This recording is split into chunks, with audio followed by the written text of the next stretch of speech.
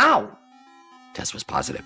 Just one shot, the doctor cured a mute man. At the wedding, the man suddenly lost his voice. Then, the man clutched his neck in pain and fainted. At the hospital, the doctors checked him out, but everything seemed normal. So, Dr. House picked up the syringe and jabbed the man. The man screamed in pain, but what happened next was even stranger. The man suddenly found that he could speak again. House immediately called him out, saying he was just faking it because he didn't want to get married. But the woman didn't buy it. She had just seen the man pass out in pain. To prove his point, House pretended to collapse in exactly the same way the man had. That finally convinced the woman. After they left the hospital, the man insisted that he really couldn't speak earlier, but the woman still wasn't sure. Then, the man suddenly started coughing violently and had trouble breathing. After running some tests, the doctors found out the man had severe fluid buildup in his chest. They suspected he might have ingested something toxic, so they went to his house to look for clues. That's when they found a man claiming to be his boyfriend. Turned out, the man was gay. But if he was gay, why was he marrying a woman? The man explained that he used to be gay, but after undergoing therapy and electroshock treatments, his sexual orientation was supposedly fixed. House thought the electroshock therapy might have caused some brain damage, but when they did an EEG, everything looked fine. Then, the man's beta wave spiked, and he rolled his eyes, signs of a heart attack. The doctors worked hard to save him, but when he woke up, something even stranger happened. As soon as the man sat up, he collapsed again. A moment later, he woke up, but when he tried to sit up again, he fainted. House figured it was positional tachycardia syndrome. His blood pressure dropped when he stood up, but it returned to normal when he lay down. The doctors kept checking him out. They noticed his chest was wet and thought he was just sweating. But when they lifted his shirt, they were shocked because the man was actually lactating.